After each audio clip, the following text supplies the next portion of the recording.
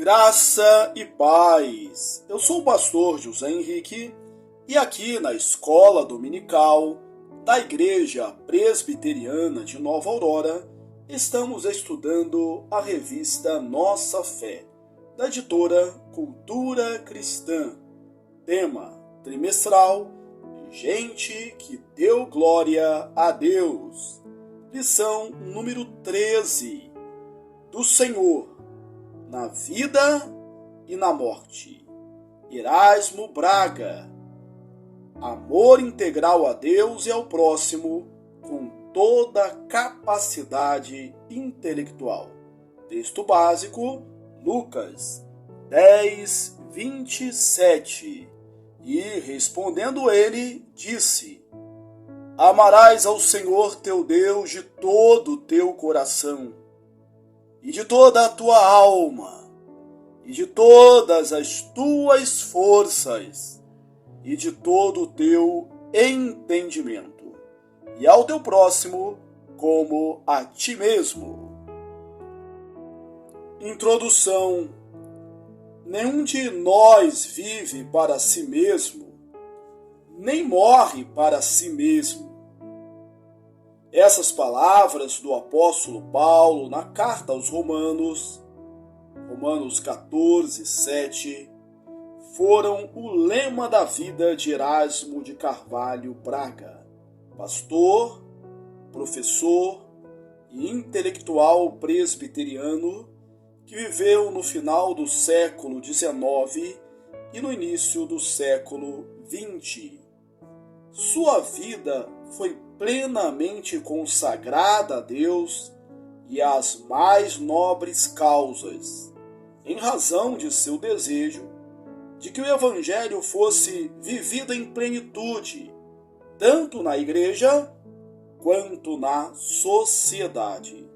Sua cultura, idealismo, generosidade e espírito de serviço impressionaram fortemente os seus contemporâneos, e até hoje ele encontra admiradores, tanto nos meios evangélicos quanto fora deles.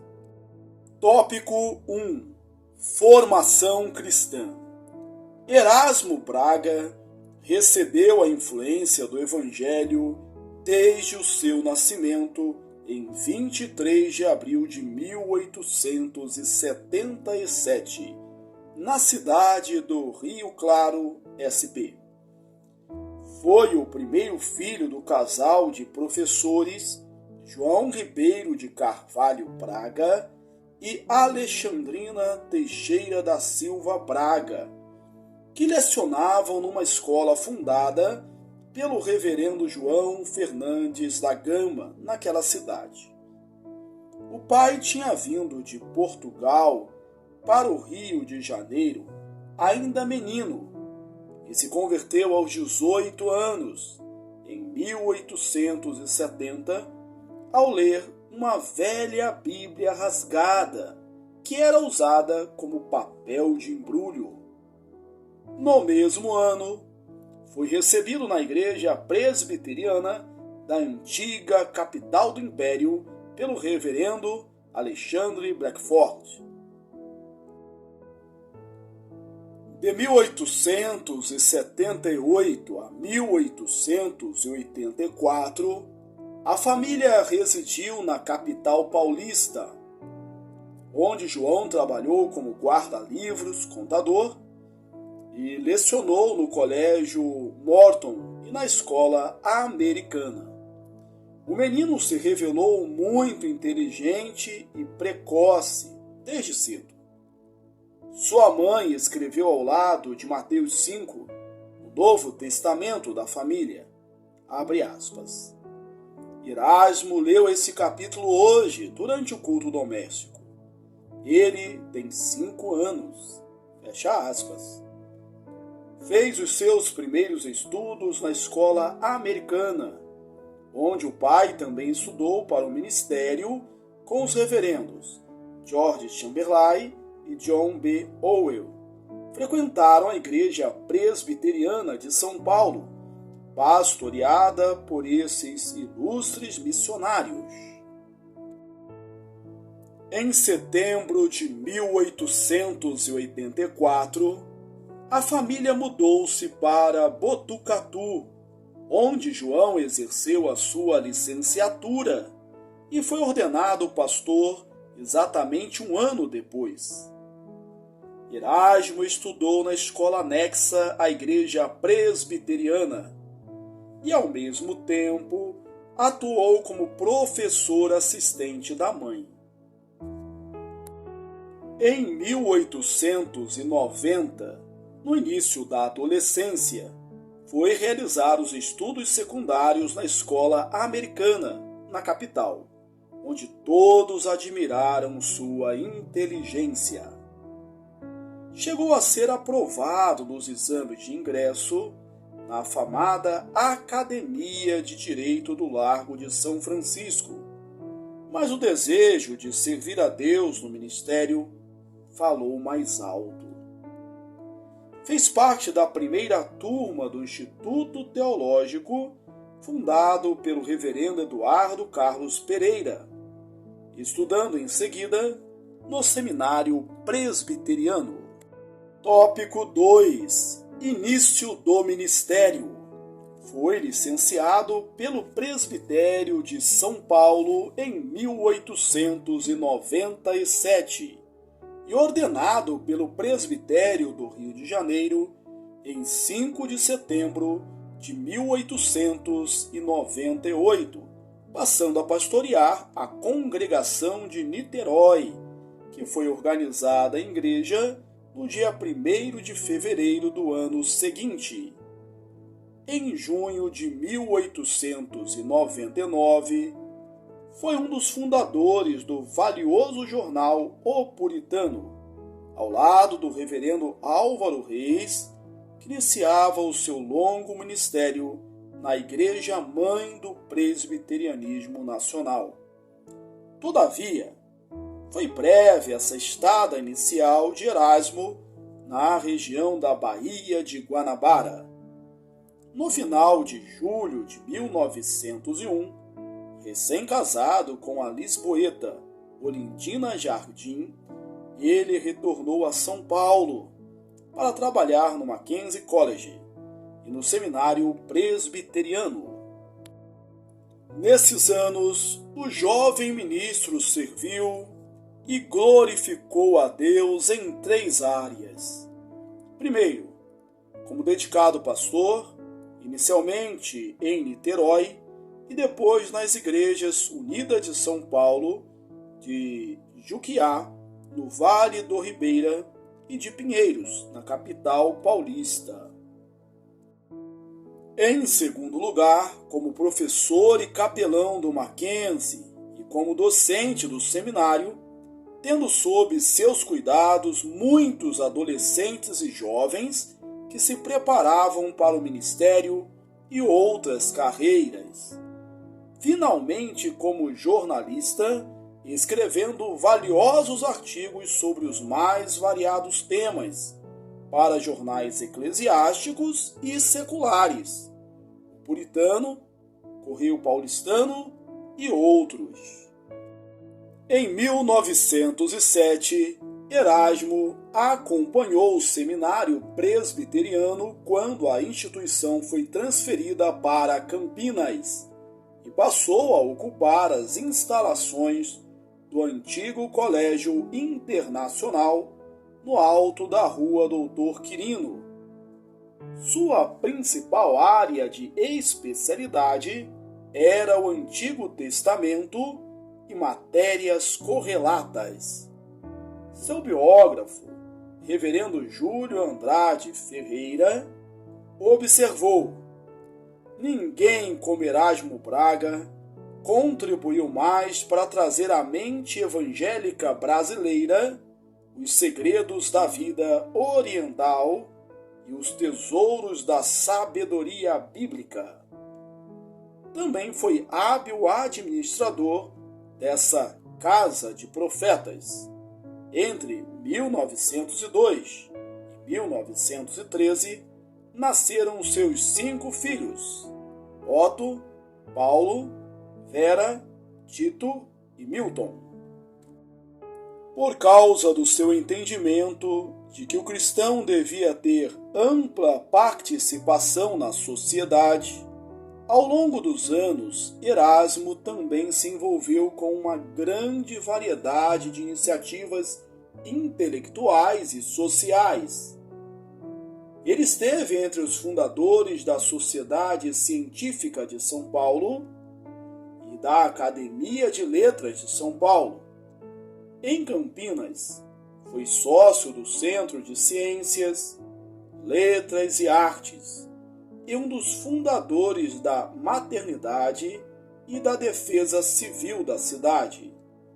Lecionou inglês no afamado Colégio Culto à Ciência e deu grande contribuição à educação da infância por meio de um conjunto de preciosos livros didáticos, que ficou conhecido como Série Braga. Tópico 3. Abençoada expansão. Um divisor de águas da vida de Erasmo foi sua participação no Congresso da Ação Cristã na América Latina, mais conhecido como Congresso do Panamá, em 1916. Esse evento, que foi o primeiro encontro das forças evangélicas que atuavam no continente, reforçou no jovem professor uma convicção: para que o Evangelho pudesse exercer sua máxima influência nos países latinos, as diferentes denominações precisavam estreitar os seus laços de comunhão e encarar seriamente os desafios espirituais e sociais que existiam ao seu redor. Nos anos seguintes, Erasmo gradualmente se afastou do seminário de Campinas, do qual havia contribuído para a formação de toda uma geração de líderes presbiterianos. Voltando a residir em Niterói, envolveu-se de modo crescente com uma nova organização, a Comissão Brasileira de Cooperação, da qual acabou se tornando dirigente por muitos anos. A CBC, sediada no Rio de Janeiro, uniu as principais denominações evangélicas e outras entidades em torno de muitos projetos relevantes em áreas como literatura, educação cristã, formação teológica pastoral, missões aos indígenas e outras. Como fruto desse esforço cooperativo, surgiram instituições como o Seminário Unido do Rio de Janeiro e o Instituto José Manuel da Conceição, em Jandira, São Paulo. O trabalho do reverendo Erasmo contribuiu para criar um ambiente mais fraterno no protestantismo brasileiro. Também propiciou um eficiente canal de comunicação com o governo na defesa dos direitos e reivindicações da comunidade evangélica, numa época em que ela ainda era alvo de muita hostilidade e intolerância. Os visitantes estrangeiros ficavam admirados com o trabalho desse líder. Um deles afirmou em 1923, abre aspas, "Eu não conheço nenhum homem nos Estados Unidos que tenha realizado um serviço cristão de melhor qualidade do que o professor Braga nesses últimos 3 anos, desde que se tornou secretário desse trabalho interdenominacional." Fecha aspas. Nos últimos anos de sua vida, 1924 a 1931, Erasmo dedicou-se a uma atividade exaustiva, mais compensadora a participação em um grande número de conferências protestantes internacionais no Oriente Médio, na Europa e nos Estados Unidos. Seu principal objetivo era representar e divulgar o movimento evangélico latino-americano e solicitar o contínuo apoio das igrejas mais antigas em prol dessas jovens igrejas que procuravam realizar o seu trabalho cristão em meio a muitas dificuldades. Retornando ao Brasil, ele prestava relatórios minuciosos de sua participação nesses grandes e empolgantes encontros. Tópico 4. Herança preciosa. Ao longo dos anos, Erasmo produziu muitos escritos reveladores de suas convicções e dos seus ideais para as igrejas evangélicas do Brasil. Seu primeiro livro foi Pan-Americanismo, Aspecto Religioso, 1916, sobre o Congresso do Panamá. Depois veio a lume o livreto do Sexto da Gávea, 1924, com as impressões de sua primeira viagem à Europa. Nos anos 20, ele publicou 8 edições do livro do professor, contendo ricos materiais bíblicos e didáticos para a escola dominical. No seu último ano de vida, escreveu o livro A República do Brasil, um levantamento da situação religiosa, 1932, antecipando um grande congresso mundial de escolas dominicais que iria acontecer no Rio de Janeiro. Póstumamente, foi publicada a obra Religião e Cultura, 1944, com muitos textos significativos de sua lavra. Também deixou inúmeros artigos em periódicos evangélicos da época, brasileiros e americanos.